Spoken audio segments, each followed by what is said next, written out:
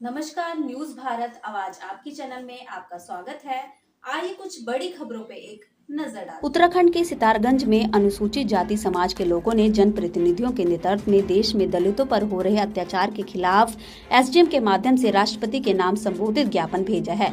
ज्ञापन में कहा गया कि सर्वोच्च न्यायालय के चीफ जस्टिस BR गवई पर देशपूर्ण मानसिकता के तहत संचालित कोर्ट में हमले का प्रयास बेहद निंदनीय है। राजस्थान में IPS पूरन कुमार ने जातीय उत्पीड़न से तंग आकर आत्महत्या, जिसका अभी अंतिम संस्कार भी नहीं हुआ है। इसके अलावा रायबरेली में 2 अक्टूबर को दिहाड़ी मजदूर की पीट कर हत्या कर दी गई। समाज के लोगों का कहना है कि देश में जातीय उत्पीड़न की घटनाएं निरंतर बढ़ रही हैं। कुटित मानसिकता के तहत सुनियोजित तरीके से मनुवादी मानसिकता के लोगों द्वारा सोची समझी साजिश कर दलितों का उत्पीड़न किया जा रहा है, जो बेहद निंदनीय है। उन्होंने कहा कि अगर उत्पीड़न बंद नहीं हुआ, जो उत्तराखंड के साथ साथ अन्य राज्यों में भी समाज सड़कों पर उतरने को बाध्य होगा। उन्होंने राष्ट्रपति से तत्काल दलित उत्पीड़न पर रोक लगाने की मांग की है।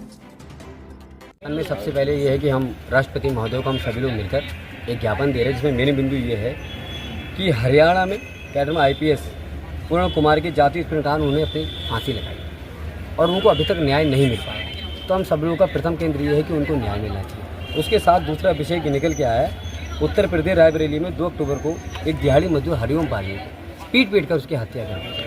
हम सब लोग उसकी घोर निंदा करते हैं, उस पर भी कड़ी कार्रवाई होनी चाहिए। उसके साथ देश के सर्वोच्च न्यायालय के चीफ जस्टिस BR गवई पर द्वेषपूर्ण मानसिकता के तहत संचालित कोर्ट में हमला। आप शब्दों को समझिए, ऐसे स्थान पर यदि गलत अंजाम दिए जाएंगे तो समझिए कि सुरक्षित स्थान है कहाँ।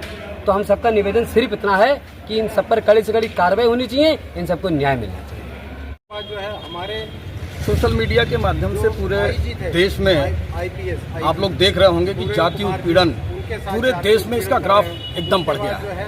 वो एक सोची समझी साजिश के तहत, मनुवादी मानसिकता के तहत ये प्रयोजित तरीके से षड्यंत्र करके पूरे देश में ऐसा माहौल बनाया जा रहा है और ये माहौल भारतीय संविधान के विरुद्ध है, ये भारतीय लोकतंत्र के विरुद्ध है और जातीयता को बढ़ावा दिया जा रहा है। लगातार जातीय उत्पीड़न किया जा रहा है। इस क्रम में आपने देखा कि जो न्यायालय, सर्वोच्च न्यायालय के जो चीफ जस्टिस गवई साहब हैं, वो गवई साहब पे भी बदतमीजी करने का प्रयास किया गया और फिर सोशल मीडिया के माध्यम से उन लोगों को प्रोत्साहित किया जा रहा। ये देश कहाँ जा रहा, हमको सोचने के लिए बाध्य होना पड़ेगा।